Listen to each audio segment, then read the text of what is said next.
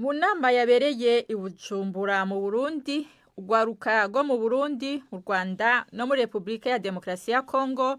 Ico twebwe turumva nuko agati yacu turagira ama business atanangorane na nimwe hari. Umunyarwanda afise ikintu aradandaza, jewe nshaka kugigura na ngorane. Awe umunyarwanda je ndi umukongomani ndamushorera atanangorane nimwe hari. Umukuru w'igihugu ca Venezuela Nicolas Maduro avuga ko yategetse igisirikare, abapolisi n'abasivile gukorana kugira ngo bagwanire umwidegemvyo w'ico gihugu mu gihe gifitanye amakimbirane akomeye na Amerika. Igisata kijejwe igendereza muri Amerika FBI kivuga ko catoye inkoho karuhariwe mu kugema abakozi b'ico gisata bibaza ko ariyo yakoreshejwe mu kwica umunyapolitike yarakunzwe cyane wo mu conservateur Charlie Kirk. Mu kiganiro yicabereye muri Utah, abategetsi bavuze ko bafise amashusho y'umuntu yikekwa ko ubwicanyi atarafatwa kandi ko afise imyaka yo kwiga muri kaminuza.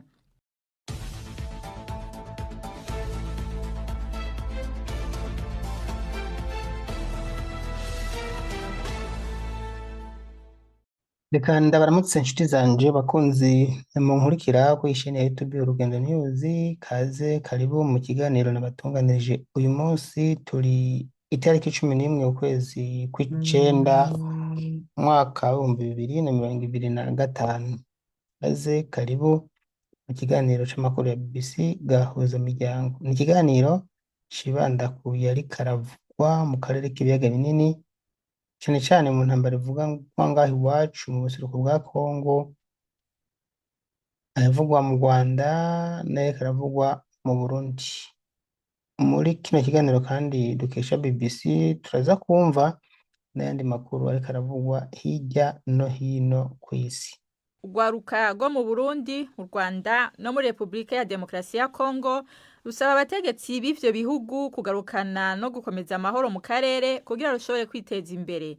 Iyo nama yatunganijwe n'umuhuza w'abarundi kugira ruhanahane ivyiyumviro mu migambi y'iterambere. Uwo muhuza yagwemereye ko agiye kurubera umuvugizi ku nzego z'ivyo bihugu. Ni inkuru ya Patrick Waso i Bujumbura.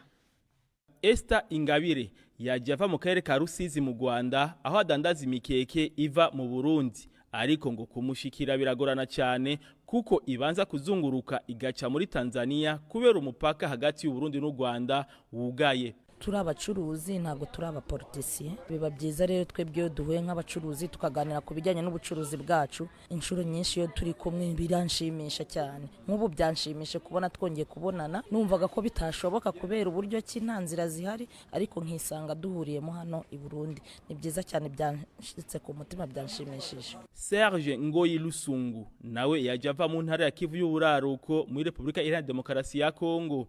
Ahamagarira ugwaruka nkawe kutaba ibikoresho by'abanyepolitiki.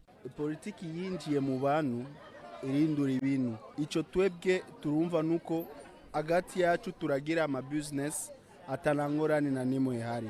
Umunyarwanda afise ikintu aradandaza, jewe nshaka kugigura na ngorane. Awe umunyarwanda je ndi umukongomani ndamushorera atanangorane nimwe hari. Nibitanga de la chance yo mu ntara ya Bujumbura agasaba ko imipaka yugurugwa, imigenderanire ikaba myiza gusumba. Urwaruka rutegereza guranira amahoro maka karere kibaga binini, rugahaguruka rugakora, kandi nongera nsaba leta kudufasha katugurira imipaka tukabandanya tukora ubwa rucuruzi bwacu njabuka mbibi.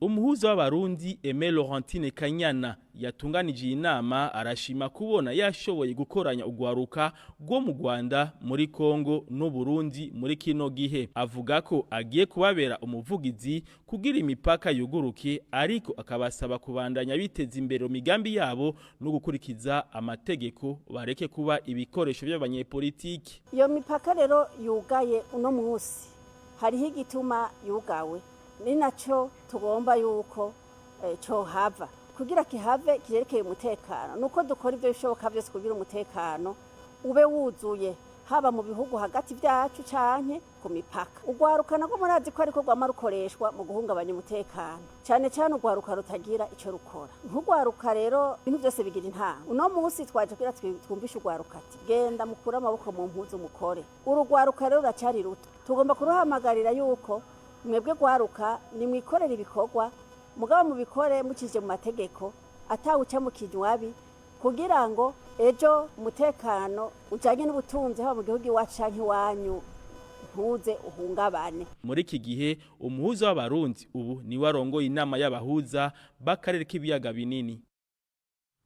Igisata kijejwe igendereza muri Amerika FBI kivuga ko catoye inkoho karuhariwe mu kugema abakozi b'ico gisata bibaza ko ariyo yakoreshejwe mu kwica umunyapolitike yarakunzwe cyane wo mu conservateur Charlie Kirk. Mu kiganiro yicabereye muri Utah, abategetsi bavuze ko bafise amashusho y'umuntu yikekwa ko ubwicanyi atarafatwa kandi ko afite imyaka yo kwiga muri kaminuza.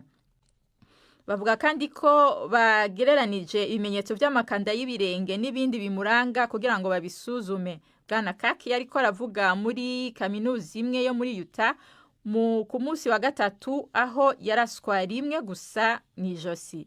Perezida Trump yataye umwikomo kubo yise abagendera ku matwara akaze y'uburyo ko aribo barashe. Perezida Trump yatangaje ko azoha Charlie Kirk inyuma y'urupfu rwiwe umudari uzwi nka Presidential Medal of Freedom, umudari w'icubahiro uhabwa abasivili ukomeye kuruta iyindi yose muri Amerika. Mu muhango wabereye ku itongo ry'abapfuye ry'igisirikare i Arlington mu gihe cyo kwibuka igitero cyo ku itariki 11 z'ukwa 9, Bwana Trump yise Kirk igihangange c'urunganwa rwiwe kandi ko ari umunyagihugu yaharaniye umwidegemvyo n'icitegererezo ku bantu isinzi. Peter Mandelson yirukanywe ku burongozi bw'ubuserukizi bw'Ubwongereza muri Amerika. Leta y'Ubwongereza ivuga ko ari kubera ubutumwa bwa email buherutse kuja habona bwerekana ko yari afise ubucuti bukomeye cyane na Jeffrey Epstein kuruta uko byari bizwi igihe umushikiranganje wa mbere Sir Keir Starmer yamushinga amabanga. Uko kwirukanwa kuja imbere gato y'urugendo rw'akazi rwa Perezida Trump mu Bwongereza, uno akaba yaratesheje agaciro ubucuti bwiwe yarafitanye na Jeffrey Epstein. Ni inkuru ya Rob Watson mwumva mwijwi rya Jean-Claude Mwambutsa. Peter Mandelson yirukanywe mu gihe ejo kwa gatatu aribwo Sir Keir Starmer yabwiraga abadepite ko amufitiye icyizere cyuzuye. Icyahindutse nk'uko byavuzwe n'ibiro bya Minisitiri w'Intebe ni amakuru y'inyongera yabonetse ku mubano wa Mandelson na Jeffrey Epstein. Ariko ikindi kigaragaza nuko imbere ya rubanda ndetse no mu ruhando rwa politiki bitari korohera Minisitiri w'Intebe kumugumisha mu kazi. Abanenga Sir Keir Starmer bongeye gushidikanya ku bushobozi bwe bwatumye anamushyira muri uyu mwanya ku ikubitiro. Gusa ukwirukanwa kwa Mandelson gushobora gutera ibibazo mu biganiro Minisitiri w'Intebe azagirana na Perezida Trump mu cyumweru gitaha, harebwe ukuntu Donald Trump yagerageje kudaha agaciro ikintu cyose kirebana na Jeffrey Epstein. Icegera c'umukuru w'igihugu wa Sudani y'Epfo Riek Machar yagirijwe ubuhemu, ubwicanyi n'ivyaha vyibasira kiremwa muntu. Umushikiranganje w'ubutungane Joseph Gang yavuze ko ivyo birego bifitanye isano n'igitero caguyemwo abantu benshi cibasiye ingabo za leta mu kwezi kwa gatatu. Riek Machar yagirijwe hamwe n'abandi bantu 7 harimwo n'uwahoze ari umushikiranganje. Bwana Machar yari yashinzwe ayo mabanga inyuma yo kwikukira kw'ico gihugu mu 2011 agendana na Perezida Salva Kiir amaze igihe kirekire ari umukuru w'igihugu. Abo babiri bahavuye bashwana bituma haba intambara yo hagati mu gihugu y'agahomeramunwa yahitanye abantu baharugwa mu bihumbi amajana. Qatar yishuranye ishavu ivyiyumviro vyatanzwe n'umushikiranganje wa mbere wa Israel vyuko yoshobora kugaba ibitero ku ndongozi nkuru z'umuhari Hamas ziri muri Qatar kiretse zirukanywe. Benjamin Netanyahu yaburiye Qatar n'ibindi bihugu bicumbikiye abantu yita abakora iterabwoba ko bitegerezwa kubashengeza mu butungane. Yavuze ko nimba batabashengeje Israel izobikora. Ubushikiranganje bw'umubanyi n'amakungu bwa Qatar bwavuze ko ivyo bivugwa rukwigereza ko ni inkuru ya Ola Gerin ari Doha mwumva mwinshi rya Yvette Kabatesi. Nyuma y'igitero cyo kuwa mbere cya Israeli i Doha ubu hari intambara y'amagambo. Abayobozi baho bavuga ko amagambo ya minisitiri w'intebe arimwo kutagira amakenga n'ibikangisho byeruye byo kongera kuvogera ubusugire bwa Qatar.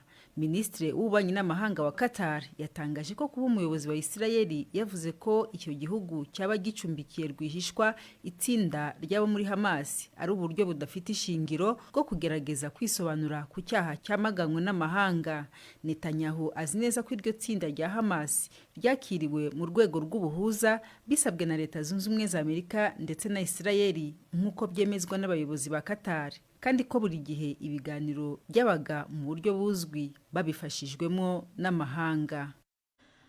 Umukuru w'igihugu ca Venezuela Nicolas Maduro avuga ko yategetse igisirikare, abapolisi n'abasivile gukorana kugira ngo bagwanire umwidegemvyo w'ico gihugu mu gihe gifitanye amakimbirane akomeye na Amerika. Bwana Maduro yavuze ko ariko ararungika ingabo mu turere dukomeye two muri Venezuela kugira ngo bitegure intambara niyo bategwa. Ivyo bije nyuma y'aho ingabo za Amerika 4,000 zarungitswe hanze gato y'amazi ya Venezuela mu kiyaga ca Caraïbe y'Epfo. Kwa kabiri ingabo za Amerika zaturikije ubwato bwa Venezuela bavuga ko bwari bwuzuye ibiyayoramutwe zica abantu 11. Caracas yabagirije ko bagize ubwicanyi ndengerabutungane. Inama nshingamateka y'Ubudagi izwi nka Bundestag yakuyeho ubudahangarwa bw'umunyapolitike agendera ku matwara akaze ahagaze ku vya kera kubera ibirego vyo gutunga amahera atazwi inkomoko n'ibiturire. Uwo mushingamateka Maximilian Krah wo mu mugambwe AfD ahakana ko yakiriye amahera ava mu Bushinwa mu kirungero mushingamateka mu nama nshingamateka y'Iburaya. Ni inkuru ya Bethany Bell mwumva mw'ijwi rya Clement ku Magenge. Krah ariko arakorwa ko amatohoza n'ibiro vy'umushikirizamanza wa Dresden kubivugwa ku mafaranga y'inkomoko mbi n'ibiturire bifitaniye isano n'Ubushinwa igihe yari umushingamateka wa Buraya. Abashikirizamanza bavuga yuko ibiro vyiwe vy'i Berlin, Dresden na Bruxelles ubu biriko birasakwa.